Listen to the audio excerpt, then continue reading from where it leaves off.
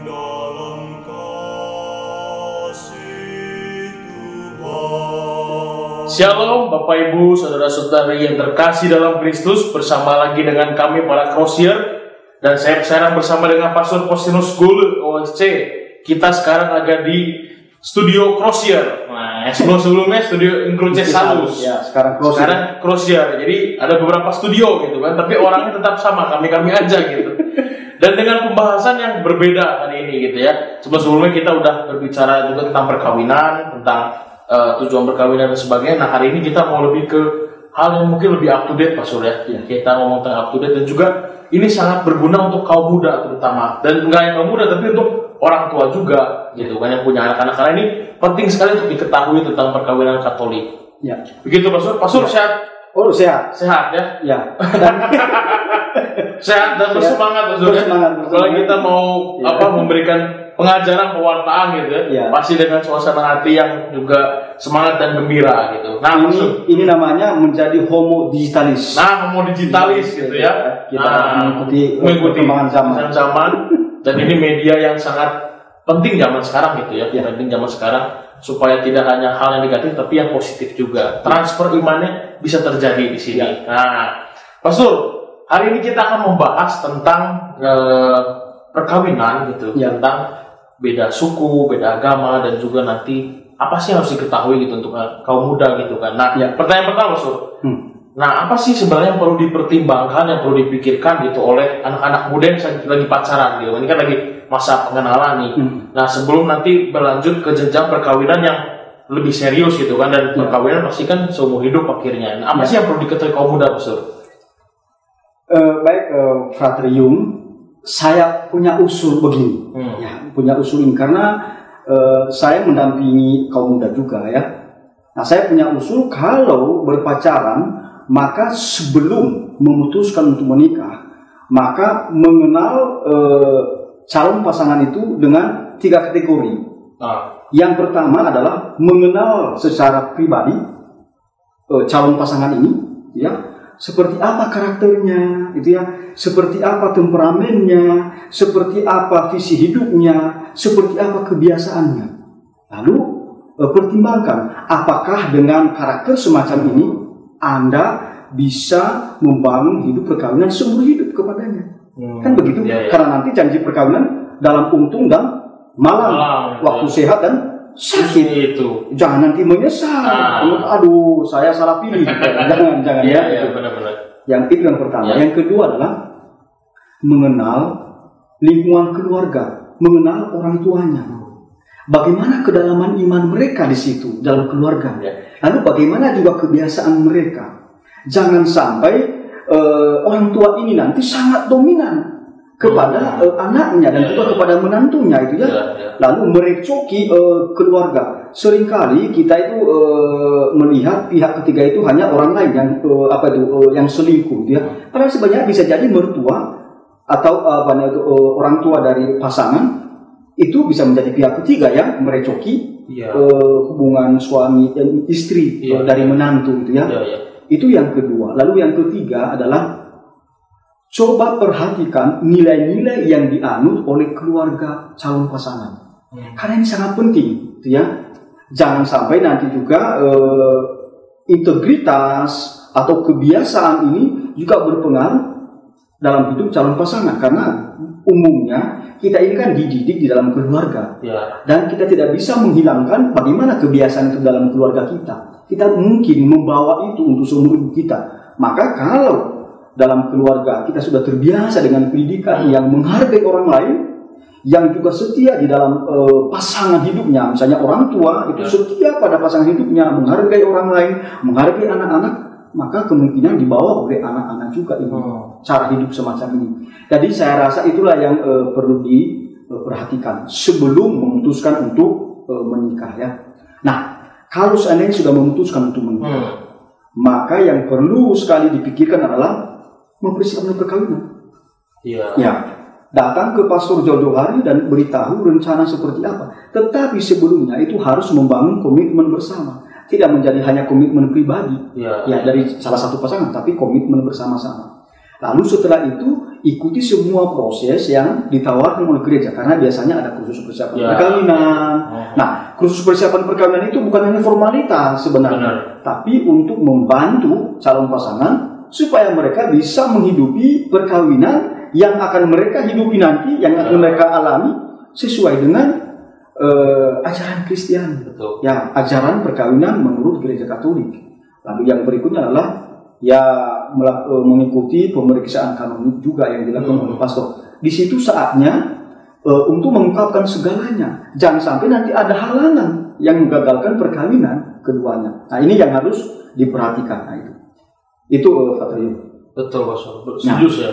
Karena memang pacaran itu kan saat kita untuk semakin mengenal gitu, semakin lebih dekat gitu kan. Dan memang di situ akhirnya butuh juga keterbukaan pikiran gitu kan. Jangan karena kan ada istilah zaman sekarang tuh bucin gitu ya, karena bucin jadi budak cinta gitu kan. Asal karena cinta dirayu-rayu, digombalin, diperhatikan, dijemput pulang, antar jemput gitu ya. Jadi merasa dia mencintai, tapi kan ada hal lain sebenarnya karena jenjangnya bukan serta-merta hanya antar jemput dalam pacaran gitu ya. Dan juga perkawinan bukan hanya sehari di gereja setelah itu selesai gitu. Justru kan itu awal gitu kan, makanya butuh komitmen dan juga tadi yang penting pengenalan itu gitu. Nah, ada usul lagi yang lain triumnya. Justru masa pacaran ini sebenarnya adalah bukan hanya semacam masa mempertimbangkan, tetapi juga masa menyeleksi. Menyeleksi ya.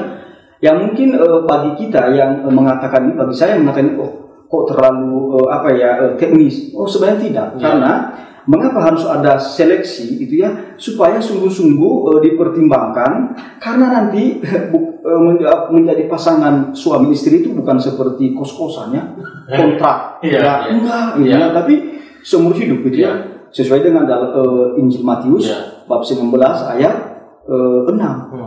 Ya hanya kematian yang memisahkan keduanya.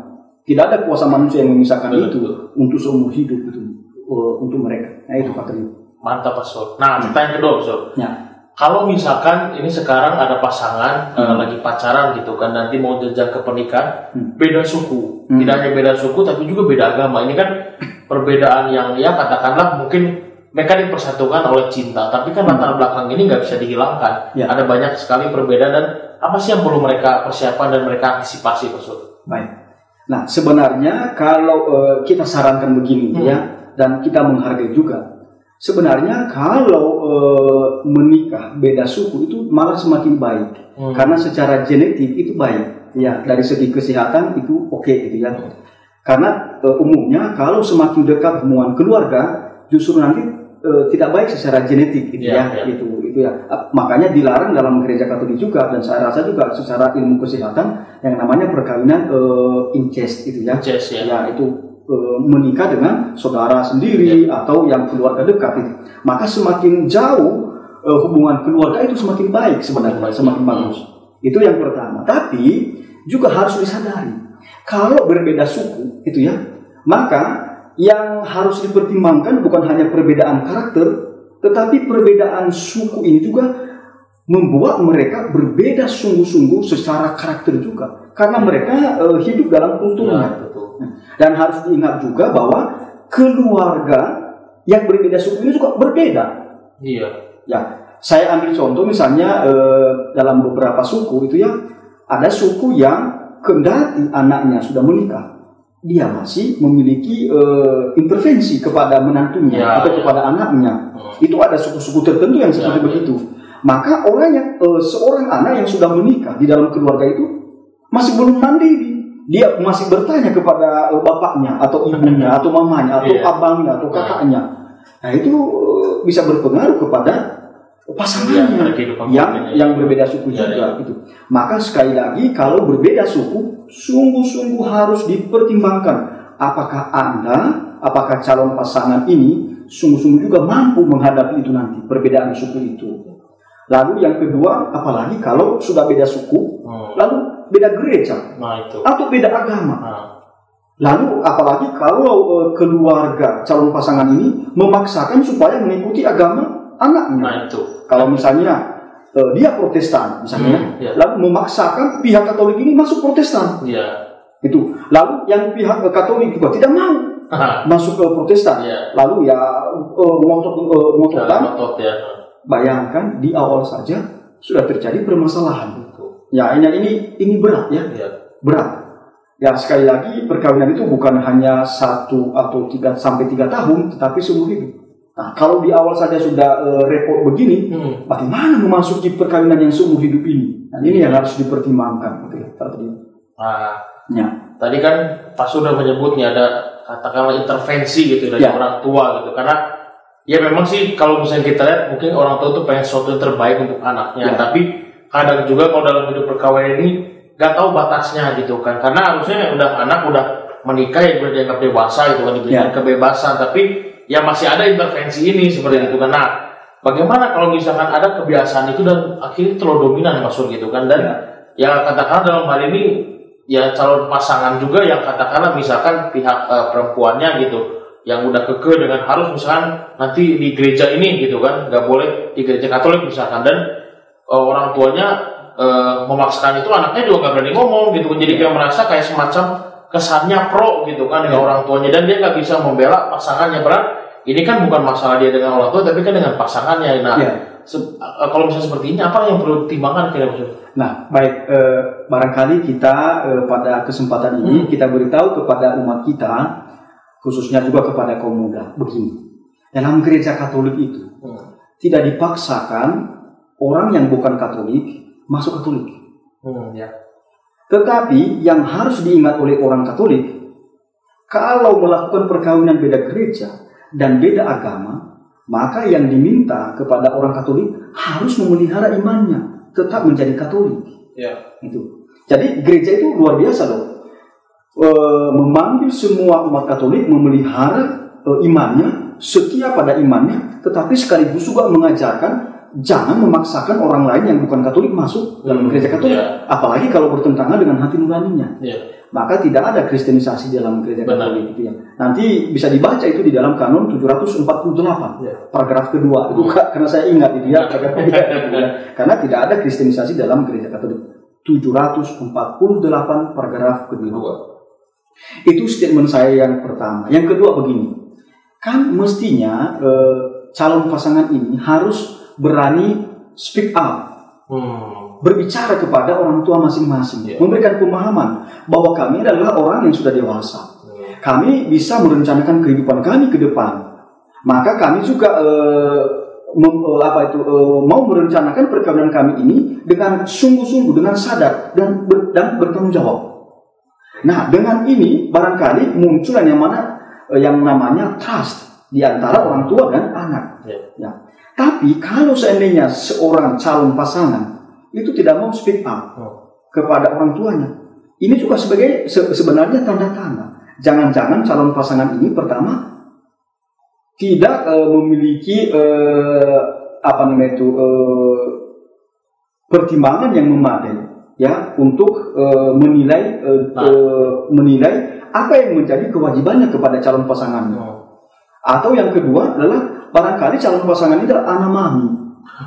Nanti yang dibayangkan begini ya, kalau sudah anak mami, lalu dikit-dikit bertanya kepada orang tua, maka ke depan yang akan dihadapi adalah kendati dia sudah menikah, yang harusnya dia bicarakan sesuatu kepada pasangannya, kepada istrinya atau kepada suaminya, tetapi dia tidak lakukan itu, justru dia tanya kepada orang tuanya. Padahal dia sudah menikah. Nah ini bisa merecoki juga keluarga ke depannya itu. Nah ini dia tidak tahu lagi yang mana yang menjadi prioritas untuk melaksanakan kewajiban di dalam keluarga. Dia malah bertanya kepada pihak ketiga. Harusnya dibicarakan bersama-sama dong dengan pasangan hidup gitu ya, yang sudah satu daging dengan dia itu ya. Dan juga dikatakan di dalam Kejadian bab 2 ayat 18. Pasangan itu sebagai penolong, saatnya sekarang saling menolong, gitu ya, supaya baik kehidupan mereka, itu ya, kehidupan keluarga, gitu. Nah itu yang harus dipertimbangkan. Jangan sampai ke depan dominasi dari orang tua ini justru mengacaukan kehidupan keluarga yang akan mereka bangun ke depan. Nah itu. Betul. Jadi memang perlu ada trust akhirnya. Trust juga ya orang tua kepada anaknya dan juga terutama anak dengan pasangannya sesama. Saya pria dengan wanita ada trust itu, jangan ada masalahnya dibawa ke pihak keluarga, jadi ramai nanti gitu kan, dan juga ada sedikit masalah gitu kan, kabur ke rumah orang tuanya dan sebagainya, nggak berani menghadapi, nggak dewasa gitu ya. Makanya ini perlu diantisipasi gitu untuk anak-anak muda juga gitu ya, yang punya nanti mungkin rencana beda gereja dan sebagainya, beda suku dan sebagainya, perlu dipertimbangkan hal ini gitu, Pastor ya. Nah, saya ini tambahkan Pak Tri. Kan harusnya orang tua itu tidak mengintervensi dalam arti terlalu jauh mengintervensi hubungan anak ya. Mestinya orang tua itu berlaku sebagai orang tua. Mestinya kalau ada anak-anak yang merencanakan perkawinan mereka, maka orang tua ini yang justru memberikan nasihat yang membuat anak-anak ini berkembang, semakin dewasa, semakin mandiri, gitu ya. Maka dalam kasus semacam ini, justru orang tua yang harusnya menjadi penasehat bagi anak-anak, ya, untuk sebagai apa? Sebagai penuntun jalan, tapi bukan sebagai yang merecoki. Itu yang menghambat atau yang supaya apa yang mereka kehendaki, apa yang mereka ingini lalu mereka paksakan kepada anak. Nah, ini anak nanti tidak berkembang juga. Ya, itu. Karena yang menikah bukan orang tuanya lagi gitu, tapi anaknya. Ya, jadi anaknya ini kan urusan anaknya gitu kan. Bukan lagi saatnya gitu orang tuanya untuk benar tadi harus juga jadi orang yang memberikan nasihat, memberikan pandangan yang positif akhirnya gitu. Berikan motivasi ke anak-anaknya harus begini, baiknya begini gitu, bukannya menentukan harus gini, nggak boleh gini, kamu harus gini, menentukan. Nah, terakhir Mas Sur, apa yang menjadi sebuah simpulan atau pandangan gereja gitu terkait dengan apa sih yang perlu dipersiapkan akhirnya oleh pasangan beda gereja ini, Mas Sur?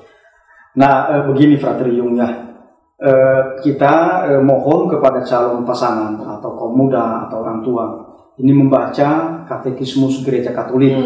Nah, pada malam hari ini sebagai kesimpulan untuk katekese kita ini, itu saya kutip dari Katekismus Gereja Katolik nomor 1634. Nah, saya mau bacakan itu karena sangat menarik ya kesimpulan ini. Katekismus Gereja Katolik nomor 1634. Kenyataan bahwa kedua mempelai bukan anggota gereja yang sama, bukan merupakan halangan perkawinan yang tidak dapat diatasi. Kalau mereka berhasil menggabungkan apa saja yang setiap pihak sudah terima dalam persekutuan gerejanya dan belajar satu dari yang lain, bagaimana setiap mereka menghayati kesetiaannya kepada Kristus. Namun, kesulitan tentang perkawinan campur tidak boleh dianggap remeh. Mereka muncul dari fakta bahwa perpecahan umat Kristen belum teratasi. Pasangan berisiko mengalami tragedi perpecahan Kristen, bahkan di dalam rumah mereka sendiri. Perbedaan agama dapat lebih memperburuk kesulitan-kesulitan ini. Perbedaan pandangan mengenai iman dan perkawinan, tetapi juga perbedaan sikap, semangat religius, dapat menjadi sumber ketegangan dalam perkawinan, terutama dalam hal pendidikan anak. Lalu dapat timbul godaan untuk menjadi acuh tak acuh terhadap agama.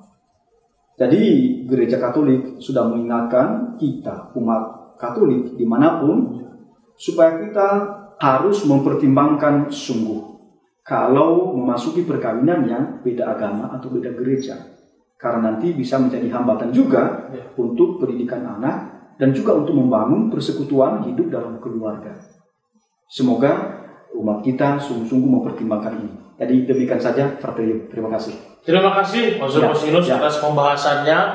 Nanti kalau misalnya rekan-rekan muda ataupun juga pasangan lainnya juga yang membutuhkan lebih dalam lagi gitu pembahasannya, bisa secara pribadi tanya ke Pastor Posius, karena mungkin kadang setiap pasangan atau calon pasangan itu punya permasalahan yang berbeda dan lebih kompleks itu kan. Tanya aja ke Pastor Posius, nanti pasti akan dibantu. Semoga juga semakin dicerahkan. Jadi tetap juga optimis gitu ya, jangan sampai beda gereja, beda suku jadi merasa insecure gitu, tapi semua bisa diatasi, tapi tadi intinya harus diantisipasi dan juga pertimbangan yang matang dan juga perlu ada kedewasaan. Demikianlah saudara-saudari pembahasan kita tentang perkawinan dari kami para Closier. Dan untuk video selanjutnya silakan disaksikan lagi video-video lainnya, dan juga jangan lupa untuk komen, like dan juga subscribe Ya. supaya kami juga lebih semakin semangat untuk memberikan pengajaran tentang banyak hal katekese, terutama dengan ajaran tentang perkawinan gereja Katolik. Demikian, shalom, sampai jumpa. In Cruce, saludos.